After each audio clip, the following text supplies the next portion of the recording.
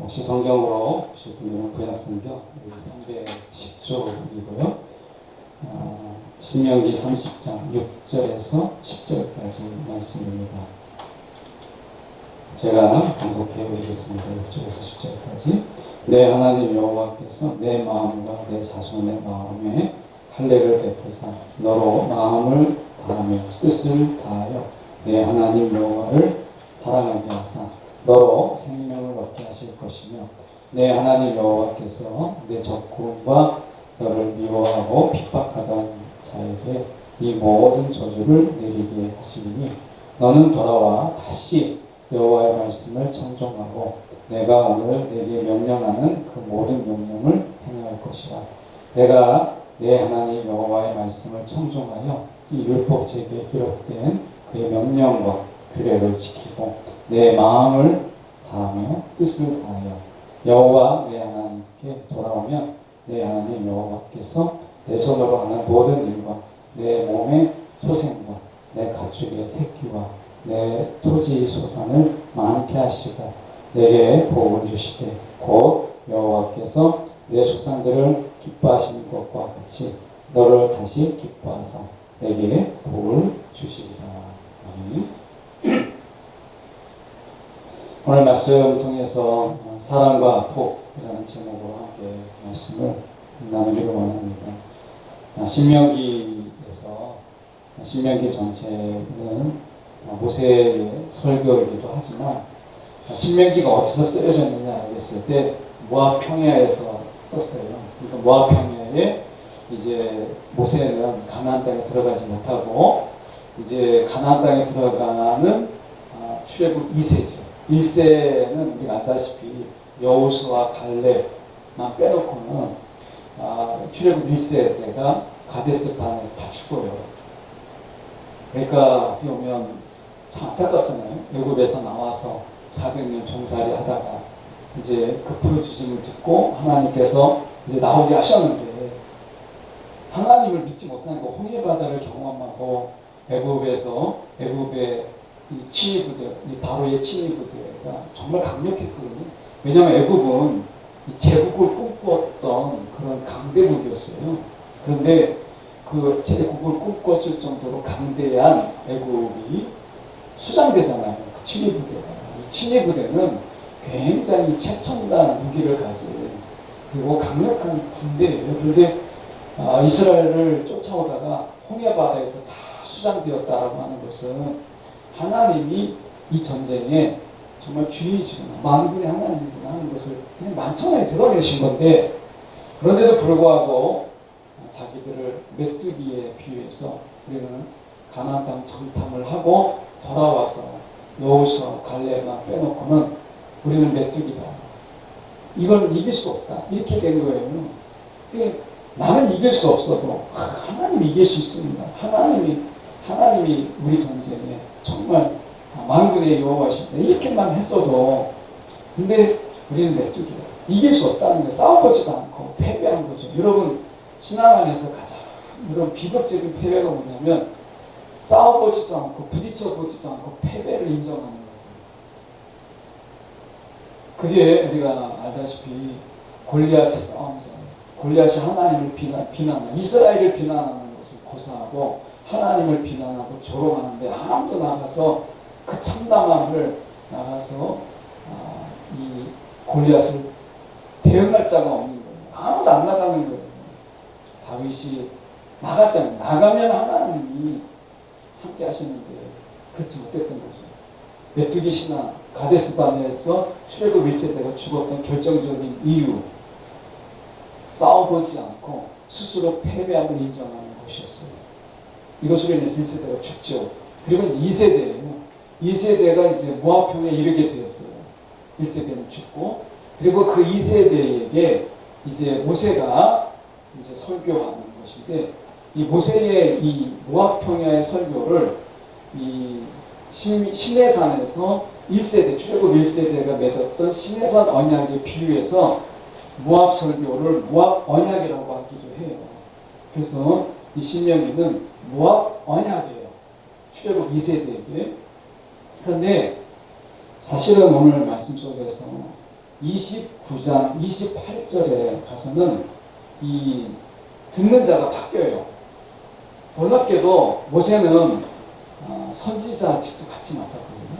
모세가. 그래서 선지자적 입장에서 이 모압의 이 언약을 갱신합니다. 근데 이 모압 갱신의 대상자가 단순하게 출애굽 2세대가 1차 독자예요.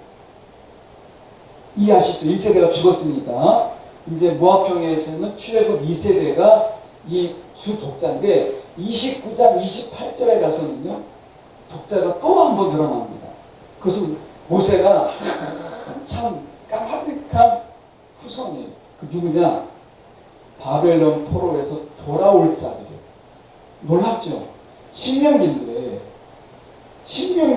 모세가 지금 누구를 이야기하고 있냐면 가데스 바네아에서 죽었던 1세대가 아닌 2세대, 출애굽 2세대들에게 지금 이야기하고 있는 것이 29장인데 29장 28절에 딱 넘어가면 출애굽 2세대도 아니에요. 바벨론 포로로 끌려가잖아요. 유다가 무너지고 바벨론에서 무너지고 바벨론 포로로 끌려가죠. 70년 있다가 돌아오잖아요. 그 돌아오는 그들을 향해서 이야기하고 있는 거예요. 그러니까 이 모세가 이 신명기를 얼마나 넓게 쓰고 있는가를 보면 참 놀라워요. 자, 출애굽 2세대와 그리고 바벨론 포로로 귀환하는 자들의 공통점이 있어요. 그게 뭐냐? 아직 가나안 땅에 이르지 않았다. 출애굽 2세대들에게 모압 평야는 지금 가나안 땅이 보이지만 아직 들어가지 않는 가나안 땅을 바라보고 있는 자들이에요. 가나안 땅을 밟지 않는 출애굽 2세대. 2세들에게 지금 하나님의 언약을 다시 이야기하고 있는 거예요. 모압 언약으로. 언약의 갱신이죠. 왜? 시내산 언약은 1세대가 가데스 바네아에서 이미 다 실패했어요. 그래서 다시 모압 언약을 맺는 거예요. 시내산에서. 죄송합니다. 이 신명기에서. 모압에서 모압 언약을 다시 갱신하는 거예요. 다른 내용은 아니지만 대상이 바뀌었으니까 이 언약을 다시 맺는 거예요. 이게 신명기예요. 그런데 모세는요, 궁극적으로 이 언약을 바벨론 포로로 돌아오는 자들, 이 바벨론 포로에서 1차, 2차, 3차에 걸쳐서 돌아오는데 그들의 공통점이 있죠. 아직 가나안 땅을 밟지 않았다. 고레스에 의해서 이제 너희가 돌아가라 라고 이제 허락을 받았고 돌아올 자들인데 아직 가나안 땅을 밟지 않는 그들에게 신명기가 그들에 대해서 이야기하고 있는 거예요. 야, 이거 너무 놀랍잖아요. 하나님의 역사가 이렇게 놀라운 거예요. 그러니까 바벨론 포로로 끌려갈 것을 돌아올 포로들을 모세가 어떻게 알겠습니까? 그러니까 하나님이 계시죠. 자, 중요한 것은 이 모압 언약을 통해서 아직 가나안 땅에 이르지 않았던 그들입니다. 근데 보세요. 가만히 보십시오. 가데스 바네아에서 1세대가 죽었다는 것은 저주예요. 언약을 지키지 못한 그들이 저주받은 거예요. 바벨론 포로로 끌려간 것은요, 유다 백성들이 하나님의 언약을 지키지 않음을 통해서 저주받은 거예요. 그런데 하나님의 저주는요, 저주를 끝나지 않았어요. 복으로 이어져요. 이게 하나님 능력인가요? 자, 보십시오. 가데스 바네아에서 1세대가 죽었어요. 저주잖아요. 왜? 그들은 하나님의 언약을 신뢰하지 않기 때문에. 언약이 파괴됩니다. 그런데 이 파괴됨으로 인해서 40년 동안 그들은 가데스 바네아에서 방황하다 다 죽었어요. 자, 저주죠. 근데 그걸로 끝났나요? 아니에요. 2세대를 기어코 가나안 땅에 들어가게 했어요. 저주가 복으로 이어지는 하나님의 은혜를 이야기하는 거예요. 바벨론 포로도 마찬가지. 포로로 끌려갔어요. 유다가 이제 끝났어요. 바벨론에서 무너지고 유다 백성은 포로로 끌려갔어요. 근데 저주잖아요. 근데 저주로 끝나지 않았어요. 바벨론 땅에 그들은 영원히 살지 않았어요. 다시 가나안 땅에 약속의 땅으로 돌아오는 축복을 그들에게 주었다는 거예요. 자, 여러분 혹시 하나님에게 여러분이 심판을 당하고 여러분 벌을 당하고 징계를 당하고 있습니까? 여러분 신명기에 나와 있는 모압 언약을 통해서 힘을 얻으세요. 하나님의 저주는 저주로 끝나지 않습니다. 반드시 복으로 이어집니다. 라는 거예요. 이게 하나님의 놀라운 일이에요. 저주가 없진 않아요. 근데 저주로 끝나지 않아요. 자, 예수님이 나무에 달린 자마다 다 저주받은 자. 맞죠? 그래서 우리가 다 저주받은 자예요. 예수님의 당시에 이스라엘의 상황은 진짜 저주받은 그 상황 그대로 로마의 지배 아래서 그들이 사는 처참한 삶, 80%가 절대 가난 속에 살았잖아요. 그런데 예수님께서 나무에 달리셔서 저주받으셨어요. 근데 저주로 끝났나요? 아니에요. 하나님의 놀라운 은혜는 십자가의 저주로 끝나지 않고 부활이라고 하는 하나님의 은혜가 있었어요. 신명기는 뭘 얘기해요? 하나님의 저주라도 저주가 끝이 아니에요. 하나님이 하시는 저주가 복으로 이어질 수 있다라고 하는 거예요. 이 놀라운 은혜를 신명기서에서 이야기하고 있는 거예요. 여러분, 하나님 안에만 있으면 저주도요 복이 돼요. 저주를 복으로 바꾸시는 하나님이세요. 그러니까 여러분 어떤 경우든지요 하나님을 떠나지 마세요. 신명기는 그 얘기를 하고 있는 거예요. 하나님은 어떤 경우에든 내가 저주받았다고 생각하는 그 순간, 하나님께 내가 버림받았다고 생각하는 그 순간도 하나님을 떠나지 않으면 저주는 끝나고 복으로 이어져요. 큰 놀라운 거죠. 오늘 신명기에서 하나님은 우리 가운데 말씀하는 것이 무엇이냐면 얼핏 보면요 회개를 이야기하시는 것처럼 보여요. 자, 보시면 이렇게 말씀하시는 6절에 보십시오. 우리가 보면 내 하나님 여호와께서 내 마음과 내 자손의 마음에 할례를 베푸사 쭉 나오고 그 다음에 보시면 마음을 다하여 뜻을 다하여 내 하나님 여호와를 사랑하게 하사 이렇게 되어 있습니다. 그러면서 9절과 10절에 보시면 이렇게 되어 있어요. 조건적으로 되어 있잖아요. 내가 내 하나님 여호와의 말씀을 청종하여 이렇게 되어 있어요. 이렇게 되죠. 그리고 돌아오면 이렇게 되어 있어요. if예요. 너희가 만약에 청종하고 돌아오면 회개죠. 회개. 돌아오는 거니까 회개하면 너희에게 내가 이러이러한 복을 너희에게 주리라. 맨 마지막에 내게 복을 주시리라. 이렇게 돼 있어요. 야, 회개해야 되는구나. 하나님께 회개하면 하나님께서 복을 주시는 거예요. 아, 신명기 끝. 이렇게 될 수 있어요. 근데요, 신명기의 핵심은 회개에 있지 않아요. 회개는요, 2차적인 거예요. 회개는. 그래서 우리가 여러분 하나님의 은혜를 경험할 때, 야, 회개해야 되는구나. 이렇게 생각하면 고정관념이에요. 이걸 깨야 돼요. 자, 여러분이 신앙생활 하는 가운데 예배도 좀 식어진 것 같고, 찬양도 식어진 것 같고, 기도가 식어진 것 같고, 요새 큐티 정말 안 올라오던데, 여러분 큐티가 끊어진 것 같고, 막 이러잖아요. 그러면 어때요? 야, 내가 이제 하나님과 멀어졌구나. 그러면 내가 다시 은혜를 받는 비결은 뭐예요? 회개해요. 여기서 나와 있잖아요. 너희가 지금 청종하여 돌아오면 내가 너희들에게 복을 주리라. 이렇게 생각해요. 회개가 우리 가운데 항상 1차적인 복을 받는 요인이 되는 것으로 생각을 해요. 근데 신명기는 그거를 깨요. 고민하고. 그렇지? 그래서 이걸 깨는 거예요. 그래서 신명기를 잘 봐야 돼요. 여기에 깊은 은혜가 있어요. 참 놀라운 은혜가 있어요. 30장은 특별히 신명기 핵심장이에요. 여러분이 특별히 어려움이 있을 때 이런 신명기 30장을 보면 참 은혜가 돼요. 자, 왜 은혜가 되느냐? 6절에 보시면 6절에 보면 하나님이 이렇게 말씀하십니다. 자, 아까 제가 그냥 건너뛰었는데 천천히 볼게요. 내 하나님 여호와께서 내 마음과 내 자손의 마음에 할례를 베푸사. 마음의 할례를 베푸신 이가 누구예요? 하나님이십니다. 마음의 할례를 베푸사. 그 다음에 보시면 이렇게 되어 있습니다. 마음을 다하고 마음을 다하며 뜻을 다해 내 하나님 여호와를 사랑하라 이렇게 되어 있지 않습니까? 성경 잘 보세요. 사랑하게 하사 이렇게 되어 있어요. 하나님께서 그렇게 사랑하게 하신다는 거예요. 어떻게? 우리 가운데 마음의 할례를 베푸심을 통해서. 마음의 할례를 베푸시는 것도 하나님이시고요. 하나님을 사랑하게 하시는 것도 하나님이세요. 여러분, 하나님이 하시지 않으면 하나님을 사랑할 수도 없고요. 우리는 하나님을 기뻐할 수도 없어요. 그래서 여러분 이 야구 좋아하세요?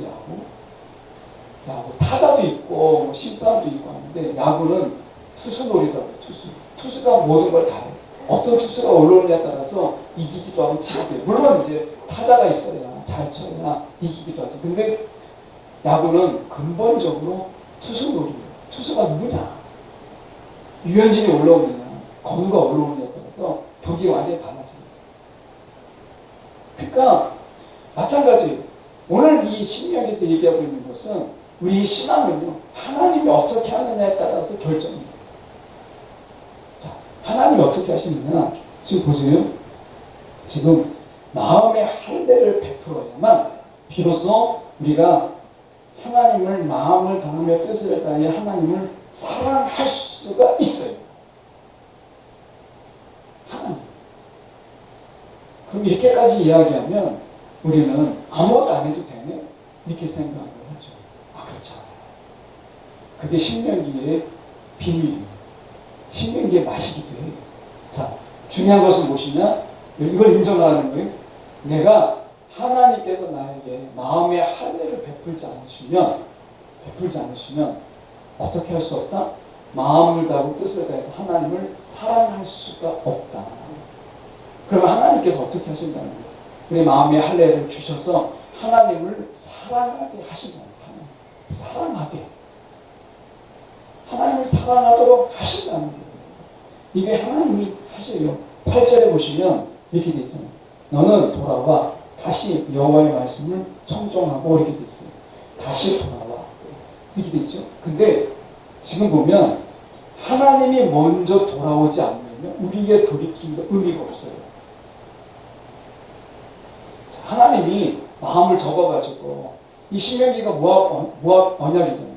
그러니까 이것은 누구예요? 대상이 누구라고요? 1차적으로 출애굽했던 이세들, 2차적으로 너가 넓게 보면 바벨론으로 돌아오는 자들. 그러니까 앞에 저주가 있었어요. 하나님의 정령이가 떨어질 정도예요. 그렇게 하나님이 홍해 바다 속에서 10가지 재앙 속에서 출애굽에서 나오게 하셨고 하나님이 홍해 바다를 가르셔서 엄청난 기적을 경험하게 했는 그들인데 남미도 이렇게 안 믿을 수가 있어요. 이건 정말 기적 아니에요? 하나님 10가지 재앙을 보이시고 장자의 죽음을 통해서 하나님이 유월절을 통해서 그들을 다 살리셔서 홍해 바다를 건너시고 그 강력한 부대를 다 수장시키셨는데 안 믿어요. 이건 기적이에요. 이거야말로 기적이에요. 이렇게까지도 해도 안 믿는 것이 기적이에요. 우리는 늘 기적을 경험하잖아요. 여러분 죽도록 안 믿잖아요. 여러분 이런 기적이 우리 가운데 있어요. 야, 너 이렇게도 안 믿니? 진짜 안 믿니? 야, 안 믿는 기적의 능력이 저와 여러분 가운데 있잖아요. 엄청나죠. 그래서 하나님이 신명기에서 모압 언약을 하나님께서 다시 맺으시는 거예요. 그러면서 뭐라고 말씀하시냐면 너희가 믿지 않으니까 너희를 기대하기는 틀렸어요. 하나님. 우리를 기대하는 건 하나님이 포기하셨어요. 그래서 하나님이 어떻게 하셨냐? 마음의 할례를 베풀어요. 그래서 하나님을 사랑하도록 하나님이 하신 거예요. 사랑하게 하시는 거예요. 이 말씀이 어떤 의미냐? 하나님이 먼저 돌아와야 우리의 회개도 가능하다. 하나님이 돌아오셔요. 하나님이 돌아오지 않으면 회개도 소용이 없습니다. 회개가 만능이 아니에요. 여러분이 사랑하는 사람끼리 이렇게 사랑하다가 여러분이 이제 사랑하는 연인끼리 사랑하다가 싸웠어요. 대판 싸웠어요. 싸워서 이제 약속을 했어요. 여러분이 싸우기 전에 가정이지만 우리가 싸워서 틀어지고 헤어지면 우리가 여기서 만나자. 약속된 장소에서 만나자. 거기서 화해를 하자.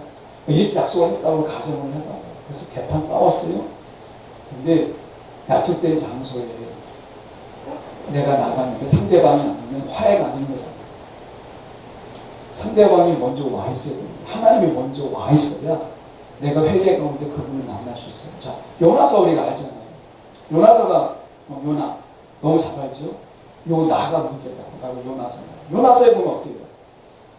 요나가 가서 니느웨 성에서 이제 하나님이 심판하신 그 너희가 회개하고 돌아와라 라고 했는데 이 니느웨에서 있는 사람들이 다 회개를 했어요. 그런데 회개가 그를 살린 게 아니에요. 요나가 너무 정확했죠. 하나님이 그들을 살려줄 마음이 있었던 거예요. 그들을 용서할 마음이 있었던 거예요. 그러니까 기회를 주는 거지. 하나님이 처음부터 치시려면 요나에게 가서 뭐하러 전하고 막 구구절절하게 다메섹까지 가는 그 요나를 잡아다가 다시 니느웨에 보내겠어요. 하나님이 그냥 심판하시려면 그냥 하면 되는 거예요. 소돔과 고모라 속에서 했던 것처럼 그냥 하면 돼요. 근데 하나님이 니느웨가 회개하기 전에 니느웨를 하나님이 용서하신 마음이 있었기 때문에 이게 먼저죠. 그래서 회개가 의미가 있었던 거예요. 이게. 그러니까 지금 이 말씀이 그거예요. 8절의 말씀이 너는 돌아와 다시 여호와의 말씀을 청종하고 라는 말은 나는 돌아와 있으니까 하나님의 돌이킴이 먼저 있어야 우리 회개가 필요한 거예요. 하나님의 돌이킴을 우리가 어떻게 알 수 있느냐? 그게 마음의 할례고 이것을 통해서 하나님을 사랑하게 하시는, 하나님을 회개케 하시는 이 마음을 주시자면요 회개가 없어요. 그런데 우리 할 일이 뭐냐 하는 거죠. 우리 할 일. 그럼 뭐냐? 회개케 하시잖아. 마음의 할례를 통해서 하나님을 사랑하게 하시잖아. 그러면 내가 전심으로 사랑하는 거예요. 전심으로 회개하는 거예요. 이게 우리의 할 일. 하나님이 다 하셔도요, 우리의 할 일에 대한 부분도 여전히 남아있어요. 근데 이렇게까지 해도 사람들이 회개하지 않고 하나님께 돌아오지 않으면 여러분 대책이 없는 거예요. 오늘 하나님께서 다시, 이 다시가 중요합니다. 하나님이 지금 가데스 바네아에서 1세대를 저주하고 그들 죽였음에도 불구하고 하나님은 다시 이스라엘에게 돌아오셨다는 거예요. 여러분, 우리가 하나님을 실망시키고 우리가 하나님을 우리가 잊어버려도 하나님은 내가 돌아오기 전에 하나님이 먼저 우리 가운데 돌아오세요. 하나님은 그러신 분이세요. 말씀에 우리가 보시면 8절에 이렇게 되어 있잖아요. 너는 돌아와 여호와의 말씀을 청종하고 순종이잖아요. 순종. 그렇죠? 그리고 내가 오늘 너에게 명령하는 그 모든 명령을 행할 것이다. 자, 이 순종이 어떻게 가능하게 됐어요? 하나님이 놀랍게도 6절에 내 하나님 여호와를 사랑하게 하사. 하나님이 우리 가운데 하나님을 사랑하게 하시는 것이 먼저예요. 그 다음에 순종이에요.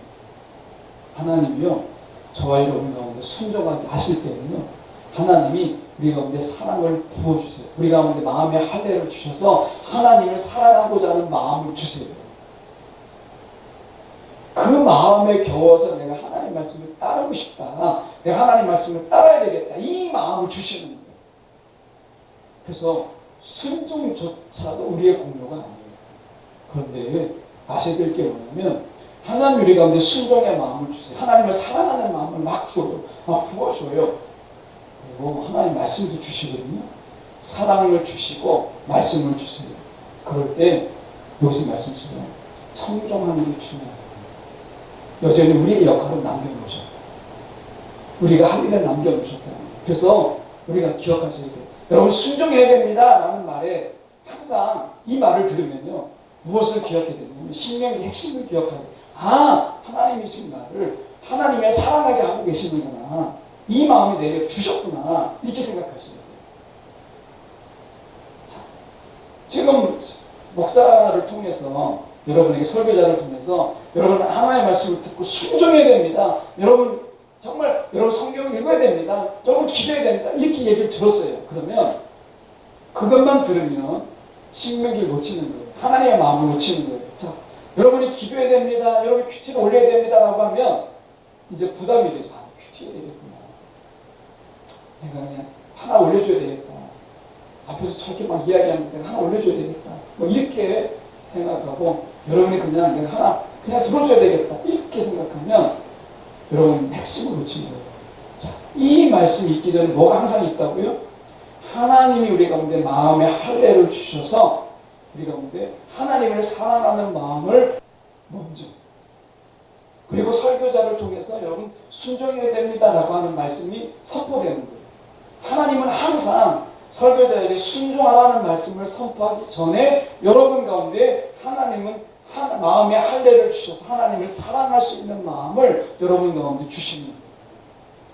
창세기에 보면 우리가 하나님의 영이 운행하십니다라는 말. 하나님의 영이 운행하십니다. 이 운행하신다라는 말은 예비하셨다는 거예요. 예비, 준비하셨다는 거예요. 우리가 계란 후라이 할 때 어떻게 해요? 계란을 딱 깨잖아요. 그 금이 쫙 가 있죠. 이 상태가 운행하십니다. 뜻이에요. 그러니까 성령은 딱 준비해 놓는 거예요. 우리가 계란 후라이 다 할 수 있도록 딱 준비되어 있는 거예요. 우리의 마음을 깨는 거예요. 우리의 마음을 다 깨서 준비시켜 놓는 거예요. 그 속에 하나님이 우리 가운데 사랑하는 마음을 딱 집어줄 수 있도록. 그래서 여러분이 설교자를 통해서 여러분 순종하십시오, 여러분 이렇게 하십시오 라고 말을 들을 때 어떻게 들어야 된다고요? 하나님이 나에게 하나님을 사랑하는 마음을 주셨구나, 이 말씀을 듣기 전에 이 뜻이라는 거예요. 하나님은 먼저 우리 가운데 하나님을 사랑하게 하시고 순종을 말씀하세요. 사랑하게 하시지 아니하고 순종을 말하지 않으십니다. 그래서 그 말씀에 여러분 여기 보면 하나님께서 순종하는 마음을 하나님께서 주시지 않으면 순종이라는 것은 불가능합니다. 그래서 하나님 우리 가운데 순종 안 했는데 순종했다 이렇게 하진 않으시잖아요. 순종의 마음을 주시죠. 우리 가운데 여전히 우리가 할 것을 남겨놓으세요.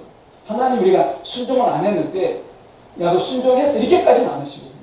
순종할 수 있는 마음과 들을 수 있는 말씀, 우리가 마음을 주시지만 순종은 여전히 우리 가운데 남겨놓으세요.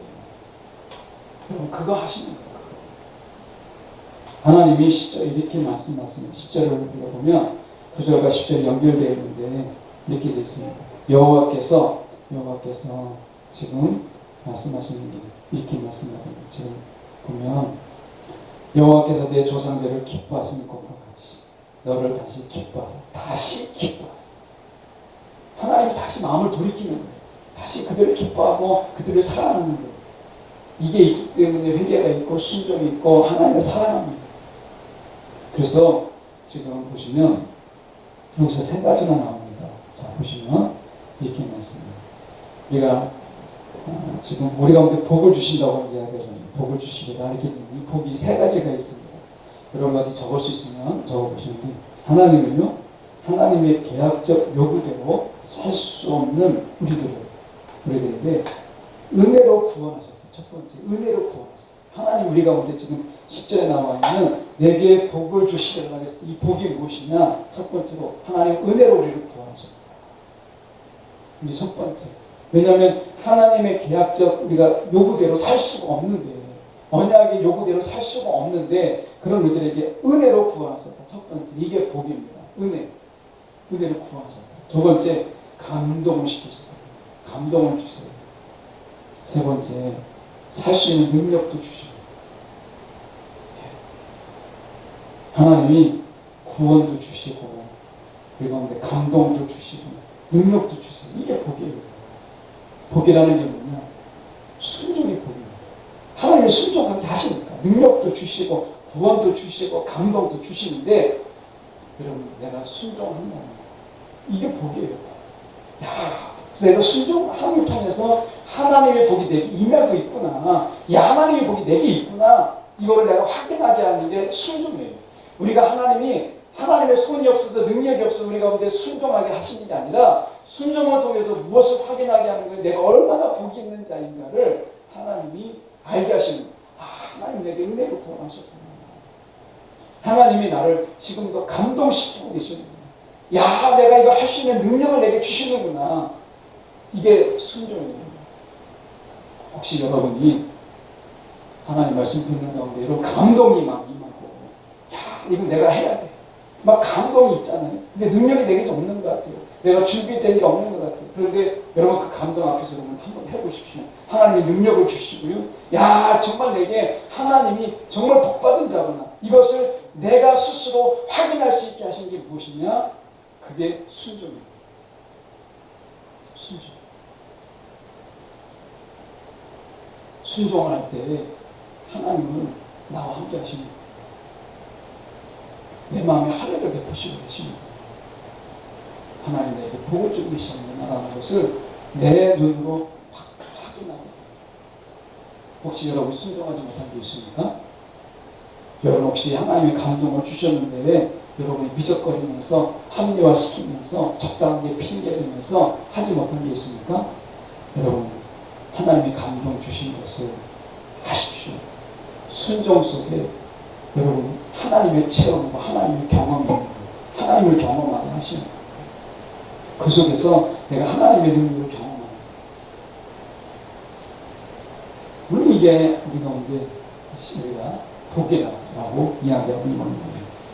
여러분, 내가 순종과 믿음, 오늘 이 모든 것은 우리가 하나님께서 우리를 회개케 하신 하나님께서 우리 가운데 허락하신 거예요. 그래서 여러분 하나님의 약속의 핵심이 무엇이냐면, 오늘 말씀의 핵심이에요. 하나님이 이스라엘 백성의 마음을 변화시켜 주셔야만, 우리의 마음을 변화시켜 주셔야만 회개가 가능합니다. 회개할 때 비로소 우리는 믿음과 순종을 시작합니다. 비로소 우리는 여호와께 진정으로 순종할 수가 있어요. 회개케 하시고 순종하게 하신 하나님 방법이에요. 회개를 끝나지 않아요. 회개케 하신 하나님께서 순종하게 하심을 통해서 내가 얼마나 복받은 자인가를 우리 스스로 확인하게 하셨어요. 저는 가데스 바네아에서 1세대가 참 불쌍해요. 그 엄청난 기적을 경험하고도 믿지 않는 기적을 그들이 굳이 강조했잖아요. 여러분, 만약에 그들이 하나님 앞에서 오늘 회개하고 그들이 하나님이 행하신 것을 믿었다면 아마 그들은 엄청난 복을 누렸을 거예요. 순종이 복이다. 기억하십시오. 순종이 복이다. 오늘 저와 여러분 가운데 하나님이 여러분 저에게도 그런 것처럼 여러분에게도 여러분 은혜로 구원하신 자에게는 감동을 주세요. 성령을 위해서 감동이나 깨달음을 주십니다. 여러분 그때 아멘 하시고 여러분 감당하십시오. 하나님의 놀라운 은혜가 여러분 가운데 있고 이게 복이라는 거예요. 순종이 복이다. 여러분 기억하십시오. 청년들의 신앙으로 하나님이 이 땅에 여러분을 존 스토트의 언어들을 사용한다면 세상에 침투시킨 자들이잖아요. 여러분을 하나님이 여러분에게 사명을 맡기고 또한 하나님 일을 맡기실 거예요.